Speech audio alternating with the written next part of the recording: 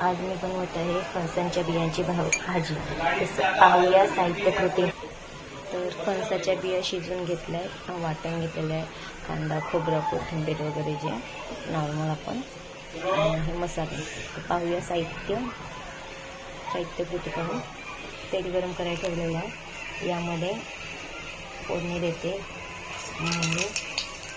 तेल मस्त गरम झालं, जिरा कढीपत्ता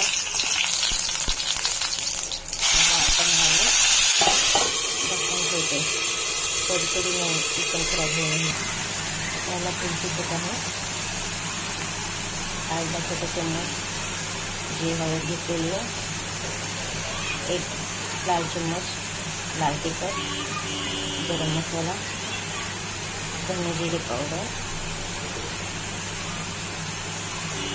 तिखटच्या आपल्या आवडीप्रमाणे पण मी अजून अर्धा चम्मच घालत आहे। आणि मस्त परतून घेत हा मसाला जो तेल व मसाला वेगवेगळा होईपर्यंत बघत आहात। मस्त तरी आलेली आहे, मसाला पण शिजलेला आहे। आता ज्या बिया आहेत यामध्ये घालून घेते,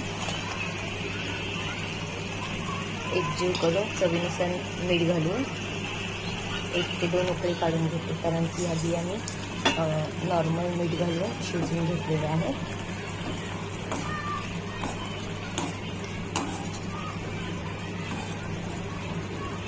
पाहत मस्त सुगंध सुटणार। गार्निशिंगसाठी कोथिंबीर वरून हे करते।